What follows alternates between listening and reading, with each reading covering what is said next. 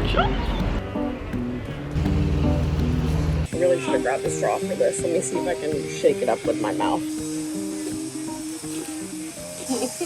I mean, low-key it worked, so. Coming to you live from probably the loudest block ever for some reason. Kind of a perfect spring day right now. Not too hot, not too cool. If you can't tell, I'm sporting some new merch coming at you in the month of June, so probably pretty shortly after you're watching this clip. I spent yesterday out with my dear friend Meg. We went to Barry's, did some shopping, went out and got lunch together. It was delicious. It was so fun.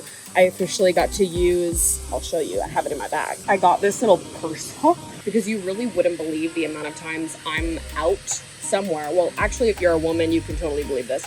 The amount of times I'm out somewhere and there's nowhere for me to put my bag. You put this onto a table, boom, a little bag hook for your bag. Got it in the mail a few days ago. Got to use it for the first time out to lunch with Meg yesterday, and I was so excited.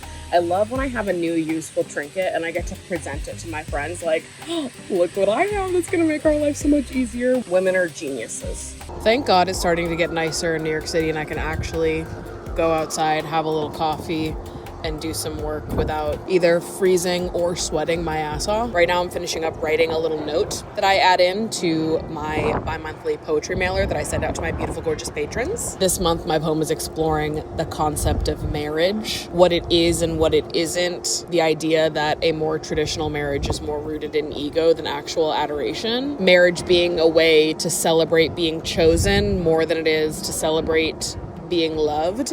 I'm not saying that's my current and final ruling on my opinion of marriage. I'm just saying these are ideas that I'm exploring in my poetry this month. These headphones are Morning Blues, by the way. I put a photo of Mango in the screen on the ears this morning, which I think is so cute. You can change both of them to be different pictures, so of course I did. Shout out to Morning Blues for sponsoring today's video. They make a bunch of products that focus on making music more visual, and this is actually a touch screen on the outside here. You can access all of the headphone controls on the touchscreen as well as the buttons on the underside of the headphones, but they have a bunch of built-in photos and animations that you can add to the exterior of your headphones, and you can upload custom content to match your vibe of the day, which I think is so much fun, both from like a sentimentality perspective and from a fashion perspective, because obviously then you can match your headphones to the vibe of your outfit, which is incredible. Plus, I feel like it's also just a great conversation starter. If you're working at a coffee shop, you can literally display anything on your headphones. Like if I was feeling really social today, I'd add like images of the Summer House cast on my headphones since I'm deep in my binge watch and I need people to talk to about this. Plus there's also NFC sharing, which basically means that someone can tap their phone to your headphones and it will automatically share your Instagram, TikTok, or whatever other contact information that you'd want to be shared. And all of this is controlled by an app on your phone, by the way, so it's super easy to set up and like customize on a day-to-day basis. Plus they've got all the standard noise cancellation features. It sounds great. They're comfortable to wear for a long time. I've been wearing them a lot while editing and I have no complaints. So if you're interested in checking them out, I'm gonna have them linked in the description down below. They're available on both their official website at morningblues.com as well as on Amazon. To the back? To the way back? I'm gonna be in the way back. Okay. Oh my god. Hey. This is Texas. DJ. Hey Ed, do you guys have limos in the UK? Alright, so let's go then. Let's go. Let's freaking go then.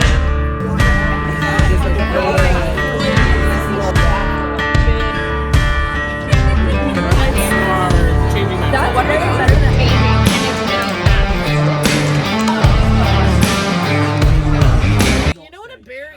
before it goes into hibernation and a cork of like dirt and sticks and shit all plugs up its butthole. That's what's happening to me right now with Texas Roadhouse. It plugs up its butthole. That's what happens. Why? It's true because it hibernates. It can't move. What happens to all the regular food it ate? It's in there. It's all in there. I need everyone to understand that I love Alyssa so much that I am holding in a fart that My giant Dr. I'm happy. My drink, my giant Dr. Everybody hold on. Our surprise is that, guys, don't show it yet. We brought the saddle from the restaurant.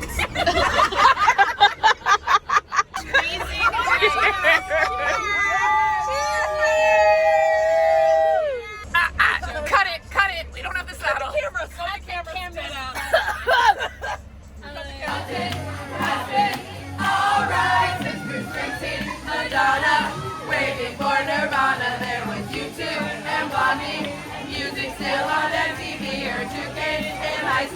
POV, you have the worst fucking hangover post Texas Roadhouse. You go have a delicious meal at Bernie's, thank fucking God. And then in your Uber home, the second you get in the door, he throws on Adele karaoke. Because apparently that's the vibe I give. Is it just because I'm fat? Like... This AI baseball shit is taking it out of me, I'll tell you that much. I want to understand what it is that makes people so indifferent, why it is that some people just want to bury their head in the sand about AI and pretend they haven't heard a bad word about it so that they can make stupid shit, just the dumbest things you can ever imagine. If you're more offline than I am, basically there is a trend going around on TikTok/Instagram right now where people are AI generating a fake video of them at a baseball game or a soccer game. Isn't this cute, by the way? Sewer drain ashtray. These people are AI generating themselves at a baseball game from the perspective of like a live ESPN version of the show. The game. Clearly, I don't know a damn thing about sports. The show. The boys, they're playing on the field, on the diamond, if you will. I'll add an example in. This is someone from Love Island that I saw do the trend, so random. But understand that this is something that lots of people are doing on the internet. I'm not talking about this random Love Island girl specifically. AI generating a video of yourself at a baseball game. Number one, it doesn't look like you, because it's not you. You never went to that baseball game. You never went to that soccer match. These are memories you don't have because this is a life you didn't live. You just AI generated it for your Instagram followers. You know what? I really miss the era of the internet where people were fucking locked in on authenticity and not being a fucking loser online. What happened to that? Do you remember that? I feel like this is becoming a far off memory.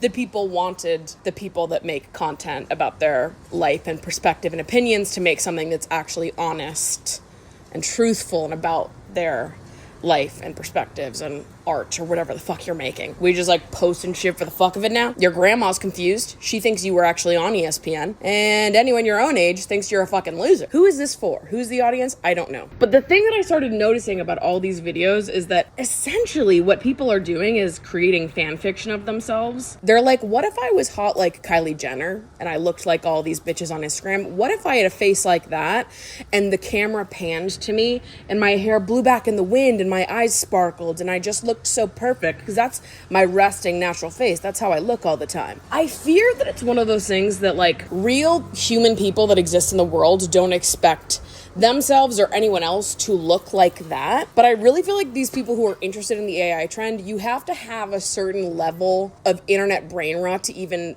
be intrigued by this in the first place, because most people aren't under some illusion that this is what actual people look like out and about in their day-to-day lives. You guys have this image of what a human person looks like when they're not posing, when they're just chilling, sitting at home. Like, the image that some people have of that on the internet is not real, because the only place they're looking for that is through content creators like this. No offense, except kind of offense. What am I talking about? Full offense. You're making your own fan cams.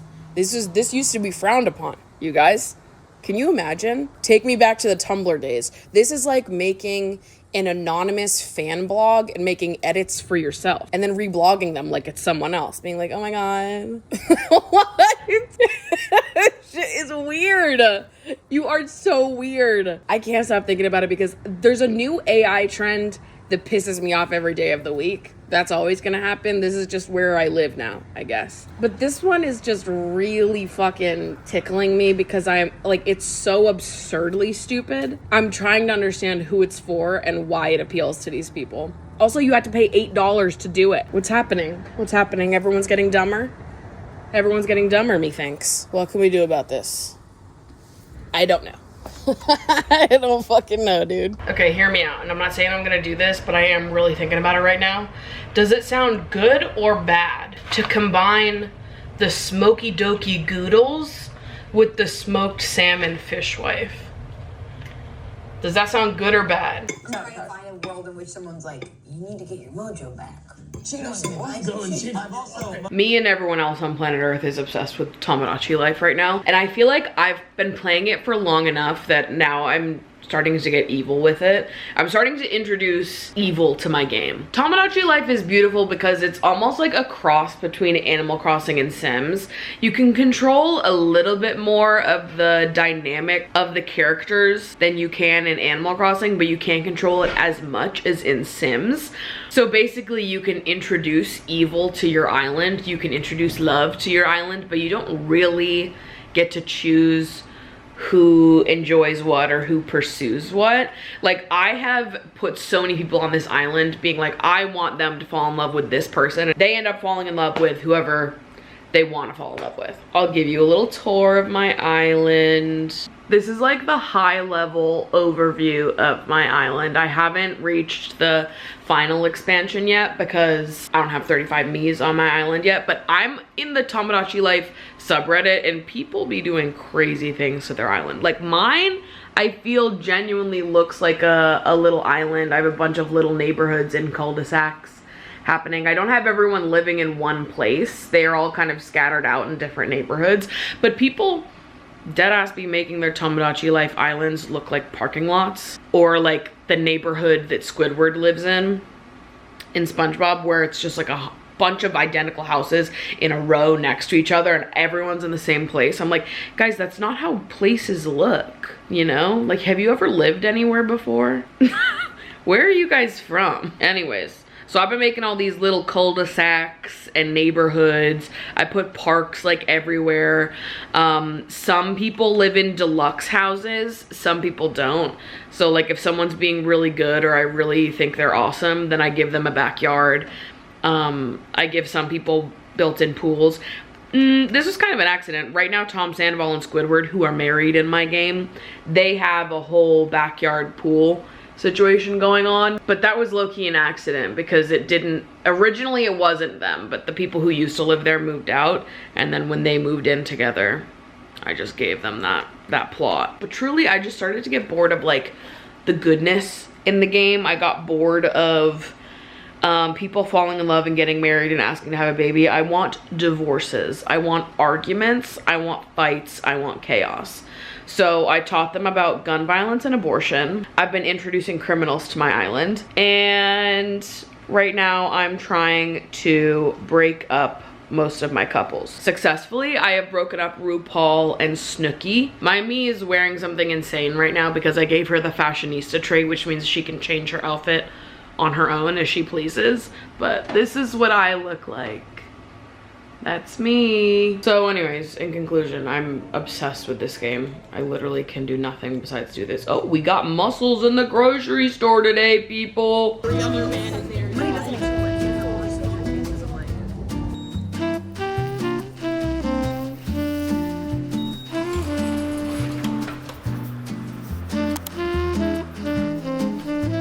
Meg and Maddie are listening to podcasts, and I'm thinking to myself, oh my god, I just wish Sheen could have Meg and Maddie as friends in the moment to help So true. her. Because I'm like, you guys have such good comebacks and things to say, and I'm like, and she just didn't stand a chance. Like, I wish she could have had you guys as friends. And then I got really depressed because I thought, if you guys were her friends on the show speaking up for her, that's what she would do. Screw you guys over. I bought this butter squishy the other day and I've already like successfully wrecked it. I'm supposed to be fucking with this thing. How come the text fell off in the first 24 hours of me squishing it? Like, I get I've been going to town on this thing. Aren't I supposed to? I thought that's what they wanted me to do. Went and saw Obsession yesterday. It was kind of the perfect rainy day movie.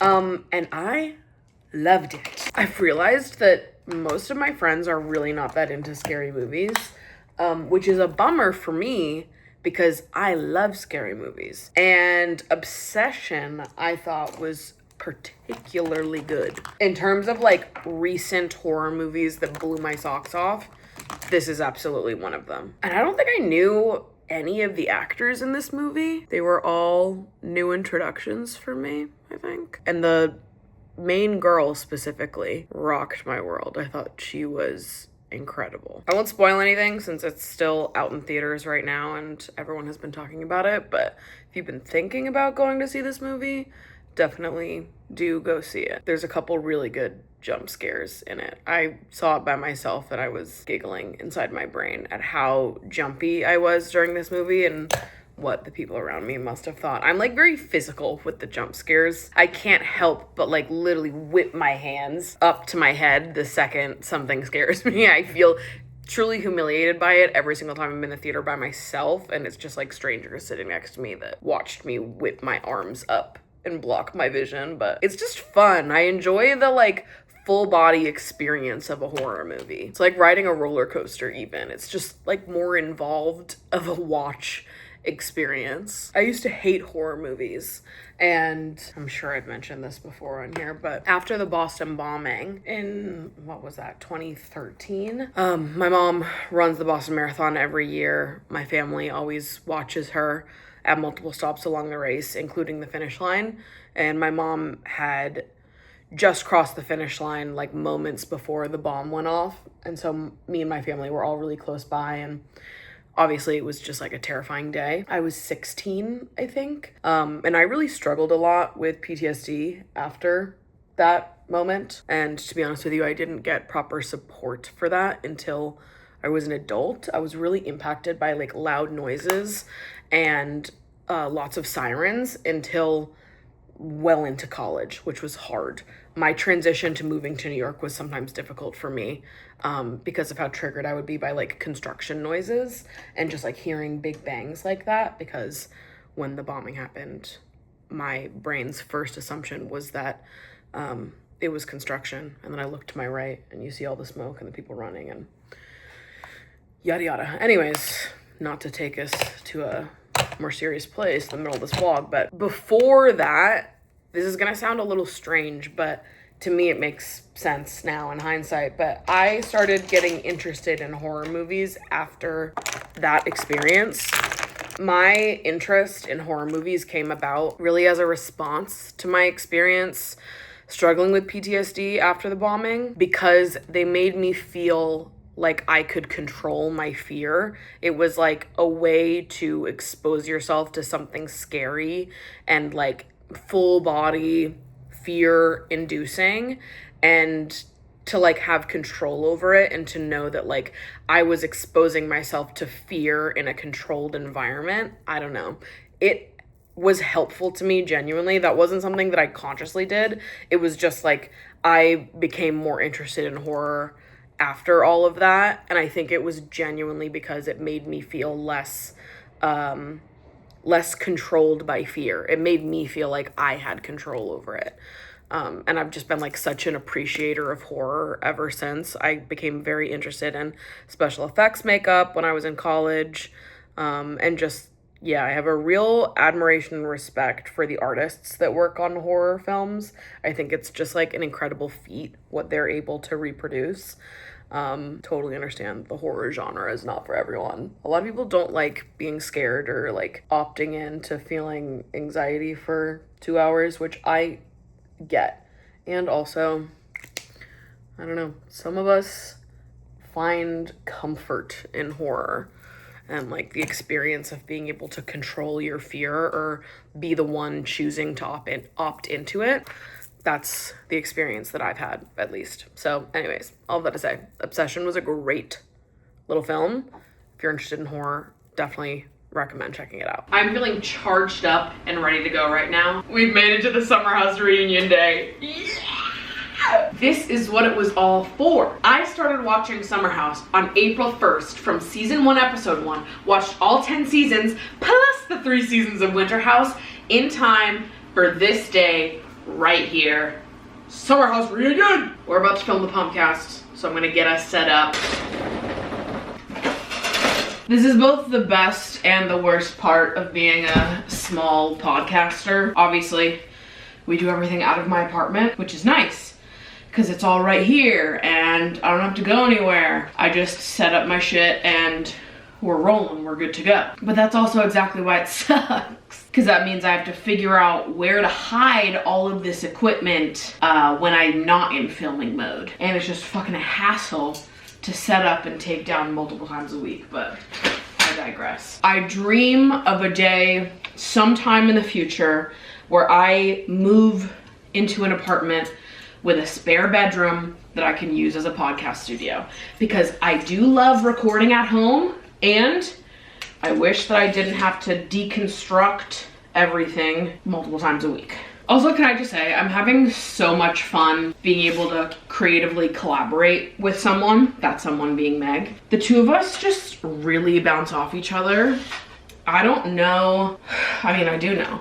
I've never met anyone that I really wanted to collaborate with on social media content. I have been a lone wolf in this for the 16 years that I've been doing this. It's really always just been me filming with friends of mine that are not social media presences at all. And then I met Meg, and obviously we became fast friends. And it was like through our friendship blossoming that I was like, oh fuck, like we're actually kind of good together.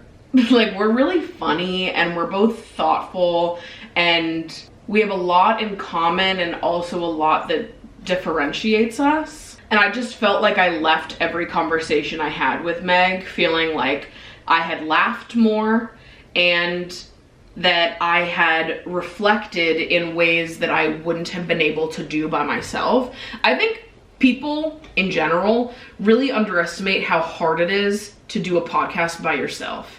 And I've done Emotionally Online solo for the last 4 years, occasionally having guests on every now and then, but for the most part, it's just me talking to myself for a straight hour, which, by the way, is always way more than an hour, because when you're talking to yourself, there's no like natural back and forth that you have in a standard conversation where like I say something and you say something and it jogs a memory in me, and then I tell this story. Like when I go into filming a podcast by myself, I have to have a really clear plan of what topics I want to cover and what my reflections are before I ever hit record, in a way that when you do it with someone, it allows you to be more off the cuff because you're going for a longer stretch of time and you have someone to bounce off of. And I just love the way that Meg and I bounce off each other. It feels so natural and truly so goddamn fun. So I've been loving doing the Pumpcast with her, and I've been loving having her on more frequently for Emotionally Online, and I think we're just gonna keep doing it more and more frequently, because my philosophy at this point is like, let's have as much fun as we humanly possibly can. Hey, what if? Hey, what if we had the most fun that anyone has ever had, ever? Let's think about it. And it's so different for me as someone who's done this alone for so many years. It's just like fun to have someone to work with. Fuck, to have a coworker. Damn, sometimes it gets lonely around these parts, you know? It's just nice to have someone in it with you. I think I've underestimated how good it would feel to find someone that I love partnering with creatively, and I just haven't found that person before. And now that I know Meg, that's different. I feel so differently about collaboration now. And like, how beautiful is that? To find someone, to find a friendship that just like completely changes your perspective and allows you to open up in ways that you couldn't before. I felt so protective of the podcast and of like my work in general, because I've been doing it since I was 13. But I'm 29 now. Things are different. I want to do this shit with my friends. I want to do this shit with people I love. I want to have as much fun as humanly possible, okay? I want to giggle for a living. Is this so crazy? No, it's not. So anyways, more beautiful, gorgeous things to come on that front. I want to be your favorite goddamn podcast. Big thank you to all of you that have listened to Emotionally Online or the Pumpcast, or have followed those accounts on Instagram, who watch the clips. Tell a friend to tell a friend. In any way that you've been able to support the podcast, just really thank you from the bottom of my heart, because this has been like a passion project turned dream of mine, and it's been nice to find that again. Ever changing, right? But this is my 29-year-old dream, and I'm having a lot of fun with it. So it's freaking Pumpcast, dude.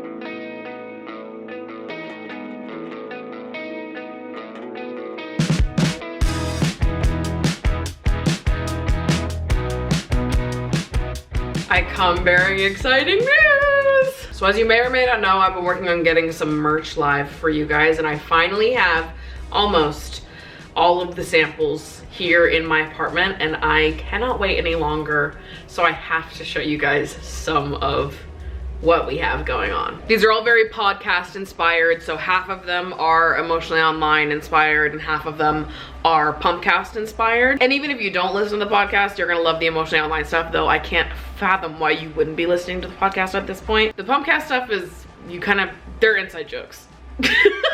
Anyways, let's get started with a little haul here. Why don't we? Let me show you the hats first. My personal favorite, the Emotionally Online I Only Date Sweethearts hat. I'm gonna be wearing this all summer long. To me, this is like a perfect conversation starter. Like being out at a bar wearing this hat, I feel like it opens the door for flirting in a pretty major way.